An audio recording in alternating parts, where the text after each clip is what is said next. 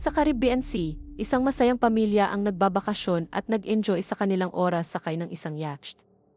Tumalon sa tubig ang ina na si Julia upang lumangoy at habang sinusubukan niyang mag-relax, nakaramdam siya ng kakaiba.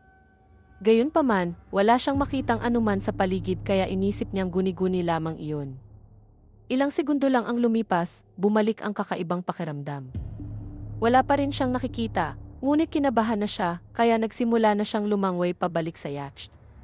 Bigla na lamang may humila sa kanyang binti at desperado siyang sumigaw para humingi ng tulong. Hindi siya narinig ng anak niyang si Cassie, dahil may suot itong headphones, habang abala naman sa pangingisda ang kanyang asawang si Tom at ang anak nilang si Ben. Patuloy na nakikipagbuno si Julia para manatiling nakalutang, at lalong nahihirapan siyang sumigaw dahil pumapasok ang tubig sa kanyang bibig. Maya-maya, napansin ni Tom na matagal na niyang hindi nakikita si Julia, kaya hinanap niya ito sa yacht hanggang sa makita niyang nasa panganib ang kanyang asawa. Matapos tipunin ang mga bata, inilapit ni Tom ang yacht kay Julia at tumalon siya sa tubig. Mabilis niyang naabot ang kanyang asawa at niyakap ito upang manatili itong nakalutang. Lumangoy siya pabalik sa yacht at tinulungan sila ng mga bata na makasakay. Inaliw ng pamilya si Julia na hindi pa rin alam kung ano ang nangyari at inakalang dulot lamang iyon ng agos ng tubig. Nang gabing iyon, ipinagdiwang ng pamilya ang kaarawan ni Ben sa pamamagitan ng mga regalo at cake. Nakakuha naman ng tawag si Cassie mula sa kanyang nobyo, kaya lumabas siya dala ang laptop upang makipag-usap ng pribado. Ipinakita ng nobyo niya na may malalakas na ulap ng bagyo na nabuo sa itaas ng lungsod, ngunit biglang nag-glitch at nag-freeze ang video call. Dali-daling bumalik si Cassie sa kanyang pamilya upang ikwento ang nakita niya, ngunit sinabi ni Tom na marahil ay dahil lamang sila sa sobrang layo sa lupa kaya mahina ang signal. Sa sandaling iyon, may narinig silang ingay at lumabas sila upang makitang may isang grupo ng mga balyena na dumaraan. Ipinaliwanag ni Tom na sumusunod ang mga balyena sa magnetic field ng mundo, ngunit kapag may bagyo at nagkakaroon ng abnormalidad, nalilito ang mga ito at sinusundan ang bagyo papunta sa baybayin. Biglang umuga ang yacht at natumba si Ben. Kinabahan si Tom na baka may nakasira sa yacht, kaya sumisid siya upang suriin ito ng mas mabuti. Pagkaraan ng ilang segundo, muling umahon si Tom na may sugat sa balikat. Tinahin ni Julia ang sugat habang ikinuwento ni Tom na may naramdaman siyang nasa likuran niya at nang lumingon siya ay nasugatan siya ng propeller. Ano man ang lumalangoy malapit sa kanya ay napakalaki, ngunit hindi niya ito nakita. Ang natuklasan ni Tom ay matinding pinsala sa yacht, kaya kailangan nilang humingi ng tulong. Paulit-ulit na sinubukan ni Julia ang radyo ng yacht habang patuloy namang naghahanap ng signal si Cassie sa kanyang telepono. Biglang nagulat si Cassie sa isang kakaibang nilalang, ngunit si Ben lamang pala iyon na nagbibiro gamit ang isang maskara. Di nagtagal, tuluyang tumigil sa paggana ang yacht at naiwan silang stranded sa gitna ng dagat. May narinig si Julia na boses sa radyo, ngunit puro hindi malinaw na ingay lamang ito. Sinabi ni Tom na may sapat silang tubig at pagkain para sa 4 na araw, kaya kailangan na lamang nilang maghintay na may dumaan na bangkang pangisda. Bigla namang may nadetect ang radar na isang bagay sa malapit at nakarinig ang pamilya ng isang kakaibang tunog.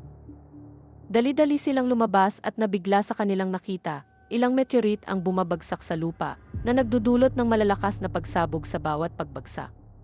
May isang meteorite na bumagsak sa malapit na tubig kaya agad na sinubukan ni Tom na paandarin muli ang yacht.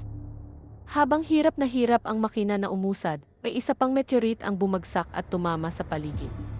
Nagyakapan ang pamilya sa takot at napansin ni Tom na ang mga nag-aapoy na bolang iyon ay hindi pala mga meteorite, mga satellite pala ang mga iyon. Pagkatapos, itinuro ni Ben ang usok na lumalabas mula sa yacht. Sinuri ito ni Tom at kinumpirmang tuluyan ng nasira ang makina. Lumalakas ang hangin kaya nagtago ang pamilya sa loob, hindi nila napapansing nagwawala na ang kompas. Nagsimulang umuga ang yacht at muling natumba si Ben na nasugatan sa proseso. Habang humahampas ang malalakas na alon sa yacht, nakipagbuno si Tom sa hangin upang kunin ang mga life jacket mula sa isang kahon sa labas at dinala ang mga ito sa pamilya. Sa sandaling iyon, nawala ng kuryente kaya mabilis na kumilos si Tom at pinindot ang isang buton sa power box. Nang bumalik ang ilaw, napansin ni Ben na dumudugo ang ilong ni Julia. Habang nahihilo si Julia, tumakbo naman si Cassie sa lababo upang magsuka. Patuloy na sinusubukan ni Tom ang radyo, ngunit walang sagot. Bigla na lang nakarinig ang pamilya ng isang matinis na tunog at lalo pang lumakas ang hangin. Sinikap ni Julia na isara ang mga pinto, ngunit may isang hatch na bumukas at hindi nagtagal ay binabasag na ng hangin ang mga bintana. Nagsindi si Tom ng isang flare bago tuluyang lamunin ng dilim ang paligid. Kinaumagahan, nagising ang pamilya sa matinding gulat nang mapagtantong nakaligtas sila sa bagyo, kahit halos wasak na ang yacht. Lumabas sila at nadiskobring nawala ang lahat ng karagatan sa mundo, at ang yacht ay ngayon nakatirik na sa lupa. Matapos titigan ang disyerto sa pagkabigla, sinubukan ng pamilya na mag-isip kung ano ang gagawin. Naghahanap si Cassie ng signal, ngunit wala siyang makuha, habang naglalaro naman si Ben ang dalawang patay na alimango. Sinuri ni Tom ang kumpas at napansin niyang nagbaliktad ang mga magnetic pole. Huling nangyari ito mahigit 700,000 taon na ang nakalipas. Nagkaroon ng matinding emosyonal na pagguho si Cassie nang mapagtanto niyang malamang ay patay na ang kanyang nobyo, kaya nagtago siya at itinaboy pa ang kanyang ina nang subukan siyang aliwin. Habang sinusuri ni Julia at Tom kung anong mga supply ang nakaligtas sa pagbagsak, itinali naman ni Ben ang kanyang mga birthday baloon sa isang bato upang subukang makakuha ng atensyon ng iba pang mga nakaligtas. Muling sinubukan ni Tom ang radyo at nakipag-ugnayan sa isang lalaking nagngangalang Now, ang kapitan ng isang submarino. Ang kanyang sasakyan ay na-stranded din sa lupa at kinumpirma niyang nagbaliktad nga ang mga magnetic pole, dahilan upang umatras ang mga karagatan at malantad ang mga kalupaan. Wala pa raw siyang natatagpo ang ibang nakaligtas at sinabi niyang karamihan sa mga sistema ng komunikasyon ay hindi na gumagana. Dahil may paminsan-minsang paggalaw ng sistema, napagpasyahan ni Now na muling magbabalik ang mga pole at maaaring bumalik ang mga dagat sa loob ng 1 linggo. Pinayuhan niya ang pamilya na umakyat sa mas mataas na lugar dahil magiging marahas ang mga pangyayari kapag nangyari iyon. Namatay ang kanyang kapareha sa pagbagsak at may espasyo lamang ang submarino para sa 3 tao. Pinakiusapan ni Julia at Tom si Now na iligtas ang kanilang mga anak, kaya ibinigay niya ang kanyang mga koordinado. Kinuwenta ni Tom na aabutin sila ng 2 o 3 araw bago marating ang submarino, kaya sinabi niya sa pamilya na magpahinga ng maayos dahil maaga silang aalis kinabukasan.